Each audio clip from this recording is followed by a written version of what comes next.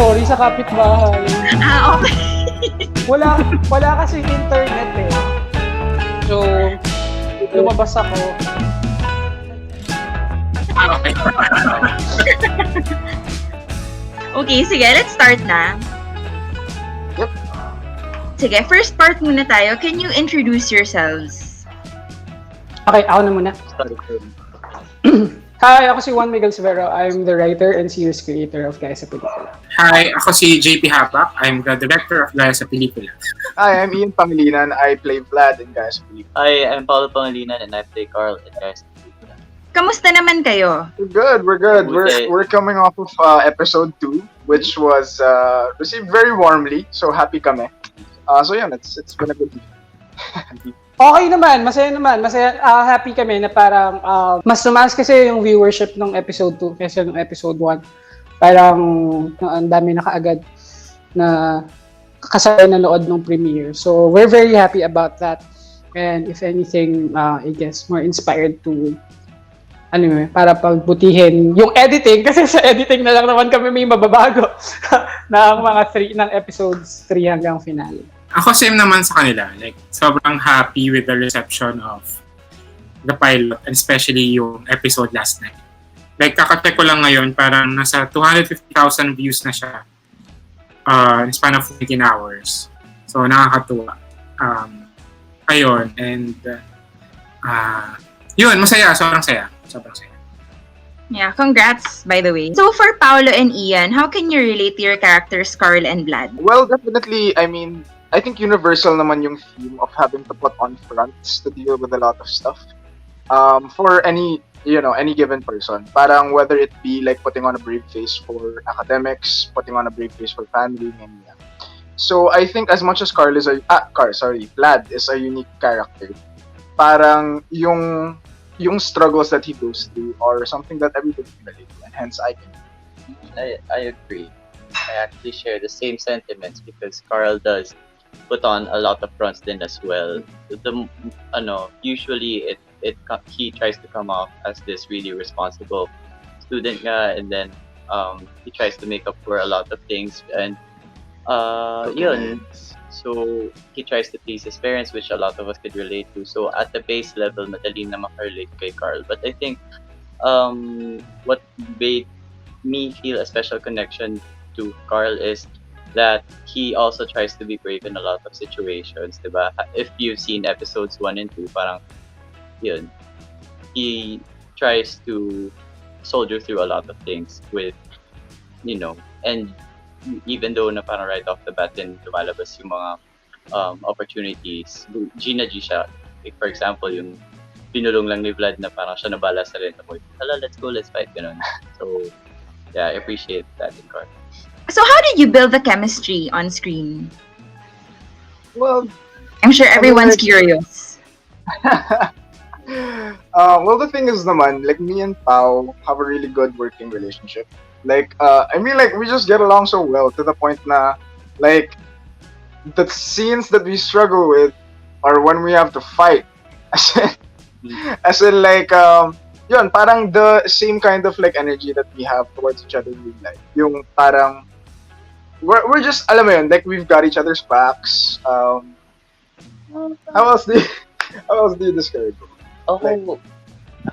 Feeling ko kasi on screen, kasi yun nga, I agree nga na parang on screen, nanggagaling talaga for me, yung working relationship namin off screen talaga siya nag-start. So, yeah, yung on screen is really relatively easy na if off screen nag-work kami, and then we talk about the script often, and then I definitely. hear Script how analysis. he practices. So, syempre, I know na rin, even though he doesn't communicate it with me, right then and there, I could hear how he practices the script, and that really helps then a lot with how I prepare myself to respond to whatever he's going to say. But then, when the cameras start rolling, I kind of forget about it and just be in the moment because he really gives then a lot of cues din naman that my character Carl could react to and bounce off of.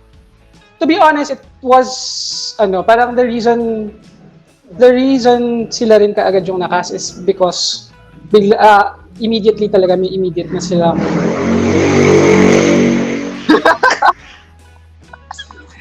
Immediately, meron na silang meron na silang connection, tas instant chemistry nga. Tapos, siguro, bukod sa yung, and yung, nila, yung the system in which they work, kasi parang hindi siya planado talagang nangyari na lang siya dahil nga in sync talaga silang dalawa bilang mga tao. And it also helped, I think, na, well, kasi dapat may workshops pa kami, ganyan, but then nagkaroon ng MECQ bigla. So what we did, it was nag-quarantine na lang sila together. So since the series is about cohabitation, so I guess malaking factor din yun, kumbaga. Kaya mas nakabisa nila yung isa't isa. Okay, so anyone can answer this. How do you guys think Gaya Sa Pelikula is different from other BL shows? And why do you think so many Filipinos love watching BL shows?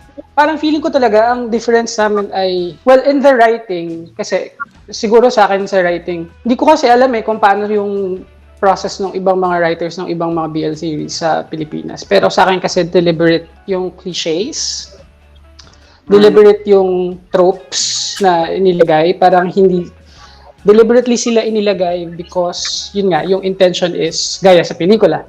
So, parang, although Direct JP, siya yung nag-handpick ng mga eksena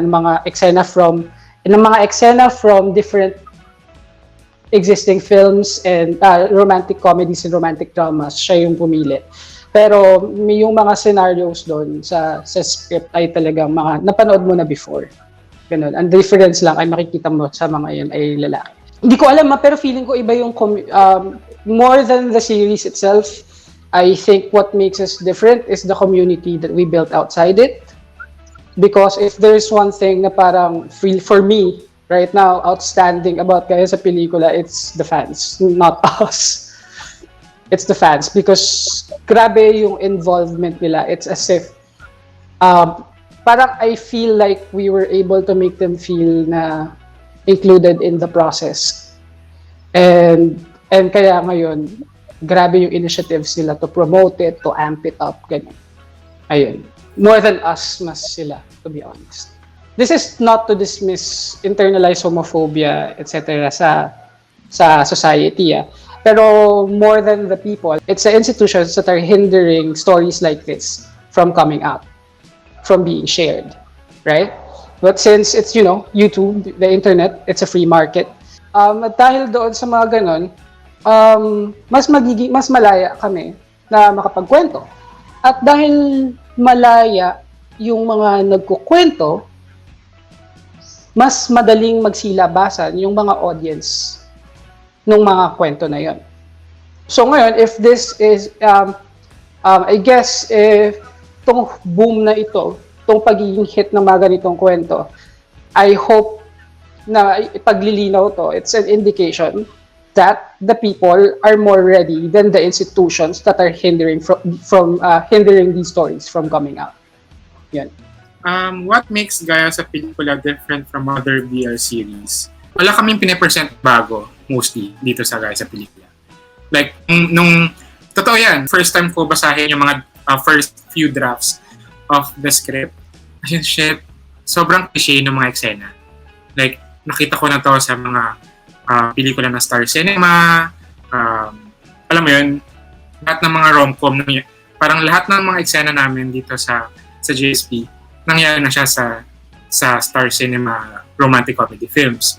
Pero, ang idinagdag namin dito, parang sinusubukan namin i-flip yung conventions ng rom-com, which is two gay boys falling in love with each other na hindi natin nakikita sa mainstream films. So I think that's what makes this series different from other BL shows siguro. Tsaka nakakatuwa kasi na parang last interview namin, parang nasa 27 daw ata yung mga BL shows ngayon dito. So parang nakakatuwa kasi may market talaga. Maraming bakla sa Pilipinas. Pero I mean, ayun, nakakatuwa na ang dami naglalabasan ng mga shows, ng mga BL series ngayon. Kasi parang it just shows na ang dami nating mga queer storytellers na sobrang gustong magkwento matagal na. Ngayon lang sila nagkaroon ng break na makapagkwento ng kwento nila na nasa lente ng mga queer storytellers. Pero yeah, I mean, ako as in support lahat ng mga lumalabas na queer content, as in supportahan natin lahat. Pero wag natin kalimutan na to be critical of what we are, watching, na hindi porket, alam mo, kailangan pa rin natin maging critical sa kino-consume natin. Kung, like for example, kung yung GSP, meron kami na represent na hindi tama, hindi maayos yung pagkaka-portray, we're open to those kind of criticisms kasi it's an unending process of learning naman. Okay, for Gege, can you share how you thought of the concept of the story? And did you add a personal touch? Yeah, it started very personal first. The actual journey of the story is, farther and farther from personal, not further and further from personal rather.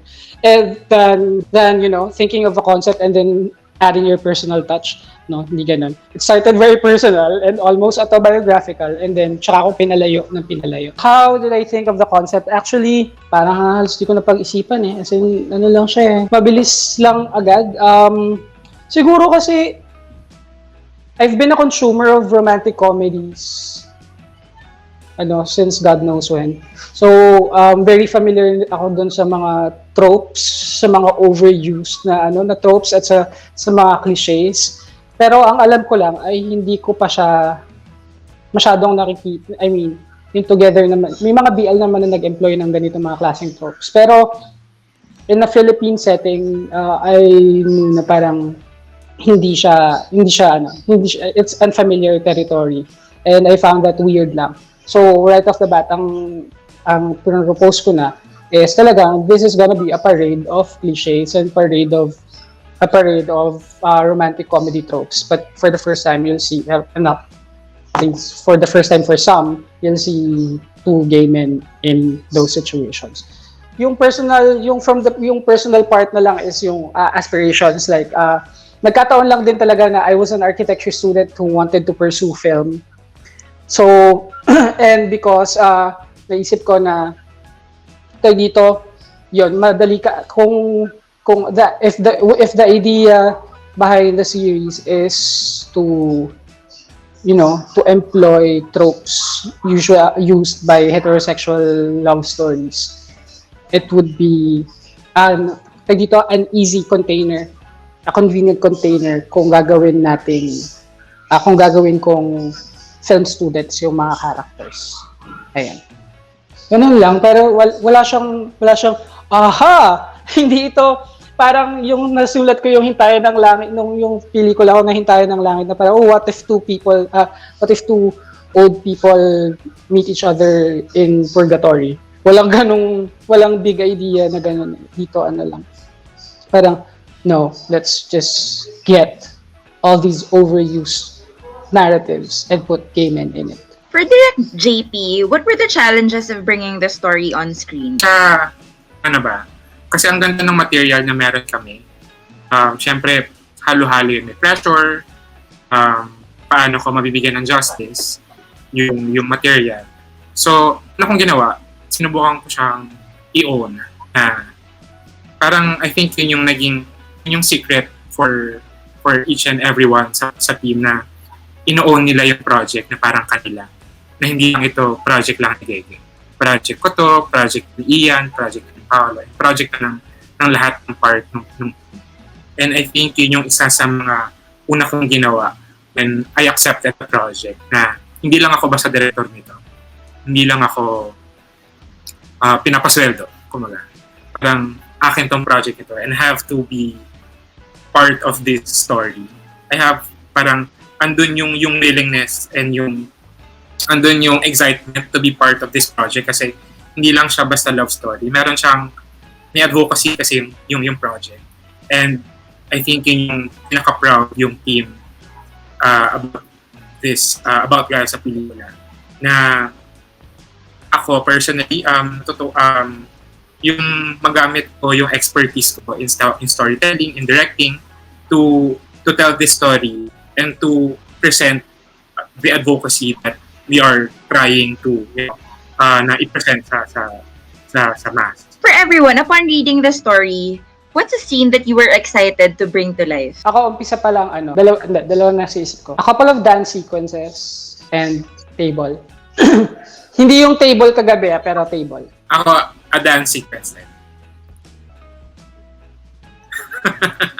For me, based off yung mga sa na-air, pinaka-excited ako pre-production, yung sa table namin naman. Ibang table to yung nag-interrogation kami ni Ian. Kasi yun yung ginamit sa audition, sa callback, sa look test, yun. So, paulit-ulit yun. So, parang nung tinake yun, parang wala, dire-diretso lang siya. So, after nun, wala lang, sobrang laking accomplishment lang. At saka parang like, dun yung time na na-feel ko na legitimate actor na ako, gano'n. Nung natapos ko yung scene na yun. So, very personal. And another naman is, a couple of dance sequences too. Ako naman, for me, I would say, I'm gonna keep it as vague as possible, pero, I think yung mga later sequences na naging, parang, I interact with other people on a KJ, charot. let's just say when I interact with other people and you get to know both characters more as like real people. Yun na lang. That's what I'll say. Wala, hindi mo gets yung Gets ko, pero lagi kasi ang sagot mo walang kinalaban si Paolo pag tinatanong yun. Kaya kailangan ko pang magtanong na, hindi, yung sina nandun kayo dalawa. dapat kilig. As a stand, parang na-frustrate ako. Ano ba itong sagot ni Ian? Lagi na lang walang kinalaban si Paolo dun sa mga favorite niyang scene. Parang, pumili ka. Sige, isang favorite mo individual, isang favorite mo yung sa inyong dalawa. At least hindi kami nagpipilit ng landian, di ba? Anyway, pero yun, that's my answer. Grabe, ano bang nangyari sa table? Ba't parang ang daming table involved sa mga favorite scenes? Kasi sa labas, so interior lang yung shots pwede. Yung table lang yung pwede pag-extend. Basta maraming nangyari doon sa table. Yeah, maraming mangyayari pa sa table actually. Kaya ang hirap din ng sagot na table kasi daming eksena sa table. Kasi may daming side table, may dining table pa, may center table. May table sa restaurant. May office niya, may working table pa si Carl dun sa kwarto niya. At saka papakilala pa natin si Table, yung isang character. Yung si Table. Character pala si Table, darating eventually. For Paolo and Ian, what's an advice you'd give the Carls and Vlads of the world? Parang I would say, like, I'm gonna speak na lang for the Vlads in the world. Para mas totoo. For the Vlads in the world, I know na sometimes it's hard to feel like there's no one you can show your true self to. And it feels really difficult sometimes to always be the strong one, you know? As much as it can get you by being strong. Ganyan, I do hope na in the future you let yourself be open to finding somebody who can also be strong for you. Parang yeah. Just never close your heart because you never know who might come along. Syempre, di ba, I want to say a lot of things to the Carls out there. Parang I don't want to say something kasi just inspiring I just want Carls to feel empowered. Yeah. So, to the Carls out there in the world, I am one of you as well. So you're not alone. Nice. Which is what I hope is one of the things that this project tries to deliver, diba?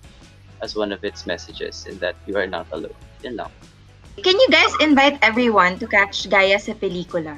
Hi everyone! Maraming salamat sa suporta sa Gaya Sa Pelikula. We're streaming every Friday, 8 p.m. sa Globe Studios YouTube channel. We just released our episode 2 and sana abangan nyo pa kami every week, Friday at 8 p.m. Thank you!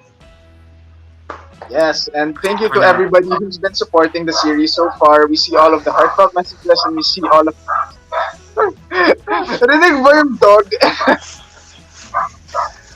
Ulitin na lang natin. Direk, ikaw muna. Mag-mute Direk. muna ako. Okay. Okay, ayan. Ayan. Hello, thank you for supporting Gaya Sa Pelikula from the first time na nirelease namin ng aming Carl and Vlad months ago hanggang sa nag-premiere kami last week at hanggang premiere namin yung second episode last night. At meron pang 6 more episodes every Friday at 8 p.m. sa Globe Studios YouTube channel. And ayun, every after premiere ng episode, may banlaw session kami. Every after episode, magka-premiere. So, laging, ayun, nagkakalat lang silang lahat doon. Tapos, every Saturday, meron din kami Gaya Sa Pelikula Direct Takes the Series. Binibreakdown naman namin doon sa show na yon yung kada episode na nilalabas namin. So, every episode may special guest kami na part of the Gaya Sa Pelikula team. Ayun. So, ayun. Thank you ulit. Thank you sa suporta, sa pagmamahal. Maraming salamat. So everybody, thank you so much po sa support. We see all of the tweets that you guys send. We see all of the posts. We see all of the fan arts. And it's just so heartwarming to see everybody be part of this community that we tried to, bring forth. The project does not end with us. But yun nga, para, like we say, the fans are such a great, big aspect to it. So thank you po to everybody out there. Yeah, go. Well, I'm just gonna say it right from the script. Please watch Gaya Sa Pelikula, 8 p.m. on the Globe Studios YouTube channel. Directed by JP Habac and written by Juan Miguel Severo. So we hope you guys enjoy watching the show and see you next Friday. See you next Friday. Woo!